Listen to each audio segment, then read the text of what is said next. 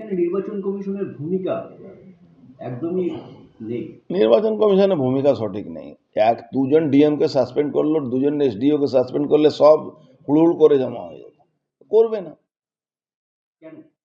জানি না কি কি কারণ আছে। ইলেকশন কমিশন তো ঠুটু জগন্নাথ হয়ে বসলে বাংলাতে ভোট হবে না। মমতা ব্যানার্জি ইডিকে ঘরের থেকে আইপ্যাকের বাড়ি থেকে আইপ্যাকের অফিস থেকে ফাইল নিয়ে চলে আসার পরে আপনি কি ভাবছেন মমতা ব্যানার্জি ভোট করতে দেবে? মমতা ব্যানার্জি প্রত্যেকটা বুথে বুথে ওর পুলিশ আর গুন্ডারাকে প্যারামিলিটারিকে মারবে। তো যদি ইলেকশন কমিশন বাংলায় সুষ্ঠু ভোট করাতে চায় তাহলে ইমিডিয়েট এই ইস্যুতে যে ডিএম যে এসপি যে পুলিশ অফিসারের সামনে এই ঘটনাগুলো ঘটেছে তাকে সাসপেন্ড করা উচিত। এর আগেও তো একাধিক বিএলওর বিরুদ্ধে অভিযোগ তুলেছে, এফআইআর দায়ের করতে বলেছে, কিন্তু সেটা হয়নি। কিচ্ছু হবে না। মমতা ব্যানার্জি এই এসআইআর কে ইস্যু করে যেভাবে মমতা ব্যানার্জি বাংলায় আগুন জ্বালাচ্ছে, আপনি দেখেছেন অভিষেক ব্যানার্জি সরাসরি বলছে ডিজে বাজাতে হবে। যারা 7 নম্বর ফর্ম নিয়ে যাচ্ছে তাদের ওখানে ডিজে বাজাতে হবে। রবীন্দ্রসঙ্গীতের সাথে ডিজে। হ্যাঁ, রবীন্দ্রসঙ্গীতের সঙ্গে ডিজে বাজাতে হবে। তো ডিজে উনি শুধু বাজাতে পারেন এরকম কোনো ব্যাপার নেই, কিন্তু কিছু গাধা ওই জেহাদিরা আছে, তারা ওর কথা নাচানাচি করছে। কিন্তু এই জেহাদিরা ক্ষমতা বিজেপি আসার পরে এই জেহাদিরা বাংলাদেশ পালাতে হবে, পাকিস্তানে চলে যেতে হবে, এটা এরা বুঝতে পারছে না। তখন এই ব্যানার্জি পরিবার এদেরকে ছেড়ে সোজা আমেরিকা পালিয়ে যাবে। কালকে বারাসাত থেকে অভিষেক বলেছেন যে তারা অর্ধেক কাজ করে দিয়েছেন, সুপ্রিম কোর্ট তাদেরকে। দেখুন, অভিষেক ব্যানার্জির অবস্থা এই আছে কি, আঙ্গুর যখন পাওয়া যায়নি তখন আঙ্গুর খাটে। তো অভিষেক ব্যানার্জি কালকে নিজের হাল দেখেছে। বারাসাতে মিটিং করে কত লোক ছিল ওর প্রোগ্রামে, সারা জায়গা থেকে জেহাদি মুসলমানদেরকে তুলে তুলে নিয়ে আসার পরেও লোক হয়নি। ও অ্যাকচুয়ালি সব ডিএম যেখানে থাকে তার আশেপাশে প্রোগ্রামগুলো করছে। সরকারি পয়সাতে র্যাম্প তৈরি হচ্ছে, সরকারি পয়সাতে ব্যবস্থা করা হচ্ছে, মানুষ যাচ্ছে না। ওই জেহাদি কিছু সংখ্যক আছে ওই উত্তর 24 পরগনা, দক্ষিণ 24 পরগনা, এইসব জায়গাতে হুগলি কিছু পাবেও জেহাদিরা। এখানে একটু আইএসএফ সেরকম বিশ্বাস অর্জন করতে পারিনি মুসলমানদের, কিন্তু হুমায়ুন কবির ওর কফিনে পেরেক ঠুকে দিয়েছে।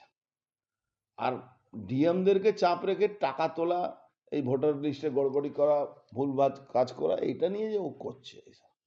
নানুরের তৃণমূল পার্টি অফিসের মধ্যে ঢুকিয়ে রিন্টু পালকে, স্বয়ংসেবক সংঘের সদস্যকে যেভাবে হুমকি দিয়েছে, মুচলেখা দিয়েছে এবং ভিডিওতে বলাচ্ছে, সেই ভিডিও ভাইরাল হয়েছে। দেখুন, বিজেপি কর্মী আরএসএস কর্মী যারা আছেন তাদেরকে যতক্ষণ তৃণমূলের নেতা তৃণমূলের লোক সঙ্গে ঘৃণা না করবে, তৃণমূলের গুন্ডাদের সঙ্গে ঘৃণা না করবে, এই যারা পুলিশ নেকেডলি বিজেপির উপরে অত্যাচার করে তাদের উপরে ঘৃণা না করে, তাদের সঙ্গে ভালোবাসা রাখবো, তাদের পাড়ায় বিয়ে বাড়িতে যাব, আবার তাদের অনুষ্ঠান বাড়িতে যাব, আবার তাদের ব্লাড ডোনেশনে যাব, আবার তাহলে লড়াই হবে না, রাগ আনতে হবে। তৃণমূলের বিরুদ্ধে রাগ আনতে হবে, ঘৃণা আনতে হবে। যতক্ষণ আপনি রাগ আনবেন না মনের মধ্যে ততক্ষণ আপনি লড়তে পারবেন না। এটাই এটাই মানে সাইকোলজি আছে। ব্যারাকপুরে তো হিন্দু সংগঠনের বেশ কিছু নেতা তৃণমূলের প্রোগ্রামে দেখা যায়। সে কে কোথায় যায় আমি তাই নিয়ে ভাবছি না। আমি বলছি সবাইকে সবাইকে তৃণমূলের বিরুদ্ধে এটা ভাবতে চলবে না কি তৃণমূলের গুন্ডা, তৃণমূলের নেতা যারা লুটপাট করছে সে হিন্দু হলে সে নাকি হিন্দু আছে, ওটা ভাবতে হবে না। সেরা হিন্দু নয়, তারা অলরেডি কলমা পড়ে নিয়েছে। যারা তৃণমূল করে তারা কলমা পড়ে নিয়েছে। ওরা কোনো গীতা পাঠ করে না, ওরা কোনো রামায়ণ বা ভগবান ঠাকুরকে মানে না, ওরা কলমা পড়ে নিয়েছে, ওরা নামাজ পড়ে। তা আপনি কি করে ভাবছেন কি ওরা আপনাকে রাষ্ট্রবাদী শক্তির পাশে দাঁড়াবে? ওরা রাষ্ট্রবাদী নয়। যারা ভারতবর্ষের মধ্যে অনুপ্রবেশকারী জেহাদি বাংলাদেশি মুসলমানকে ঢুকিয়ে তাদেরকে সমস্ত ব্যবস্থা করেছে, তারা কোন রাষ্ট্রবাদ হতে পারে? যে বাংলায় ভাগ হয়েছিল, আমি বলছি ভারতবর্ষের ভাগ থেকে বেশি বলবো বাংলা ভাগ হয়েছিল ধর্মীয় কারণের জন্য। বাংলাদেশ হলো ইস্ট পাকিস্তান আর পশ্চিম বাংলা হলো। সেখানে যে মুসলমান রোজ হিন্দুদেরকে গলা কাটছে, বাড়ি পুড়ছে, পুড়িয়ে দিচ্ছে, মেয়েদের মাদের উপরে বলাৎকার করছে, তারা আপনার কোনোদিন রাষ্ট্রবাদে ফিরে আসতে পারবে? লাই লাই যারা করেছে, যারা ইনশাআল্লাহ খুদা হাফিজ বলছে মমতা ব্যানার্জি হিজাব পরে, তাকে ভাবছেন যে হিন্দু ধর্মকে গন্দা ধর্ম বলে সে আবার রাষ্ট্রবাদী হতে পারে? কোন আশায় যাচ্ছেন? আমি যদি যাই তো কোন আশায় যাই? আরেকটা কথা, মানুষ সারাশি চাপে আছে। একদিকে নির্বাচন কমিশন তার হুইপ মানছে না এ রাজ্যের যারা কর্মী, আবার তৃণমূলপন্থী বিএলও। এটা কোনোদিনও কোনো স্টেটে দেখা যায়নি সরকারি কর্মচারীরা একটা পন্থী হয়ে কাজ করে। তা সত্ত্বেও কোনো ব্যবস্থা নেই, কেন নেই? এবং আপনাদের সেন্ট্রাল গভর্নমেন্ট, কেন্দ্রীয় স্বরাষ্ট্র মন্ত্রকের তার কোনো বিবৃতি নেই। দেখুন, ইলেকশন কমিশন কাজের মধ্যে তো সরকারি কোনো বিবৃতি থাকে না। ইলেকশন কমিশনকে চাইতে হবে। ইলেকশন কমিশন যদি কাজ করতে অসুবিধা হচ্ছে তো প্যারামিলিটারি চাইছে না কেন? ইলেকশন কমিশন প্যারামিলিটারি চাইতো, ইলেকশন কমিশন অফিসিয়ালি বলে দিত কি পশ্চিমবাংলা কোনো সুষ্ঠু এসআইআর করতে পারছি না, আমার এখানে প্যারামিলিটারি লাগবে, বা এখানে 355 ধারা লাগু করা দরকার আছে, পুলিশ আমার আন্ডারে আনা দরকার আছে। এই যদি না করে, তো আপনি কি ভাবছেন? এরা ভাবছে ওই জোড়া তালি দিয়ে কাজ চালাবে। জোড়া তালি দিয়ে বাংলায় কাজ চালাতে পারবে না। বাংলা বাংলা ভারত থেকে বেরিয়ে গেছে প্রায়। এবং জোর করে ধরে পিটিয়ে নিতে হবে এদেরকে।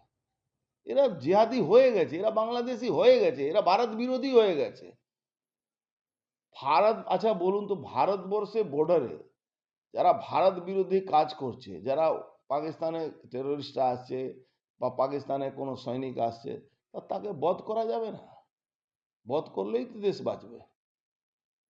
সোলজাররা তো লড়াই করার জন্য সোলজারকে রাখা হয়েছে।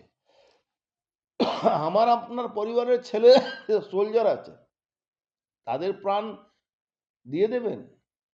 তাদের হাত বেঁধে রাখবেন? না মারবার অর্ডার দেবেন যে ভাই আমার দেশের দিকে চোখ কেউ উঁচু করবে তাকে তার চোখ কেড়ে নেওয়া হবে? বাংলার সেই জায়গায় পৌঁছে গেছে। বাংলা আর ভারতবর্ষে হাতে নেই। বাংলাকে গণতান্ত্রিক পদ্ধতিতে আপনি ভাববেন কি এই তৃণমূল চলে যা, এই বললে তৃণমূল যাবে না। তৃণমূলকে ঝেঁটা দিয়ে পিটিয়ে তাড়াতে হবে এখান থেকে, তাহলে তৃণমূল যাবে।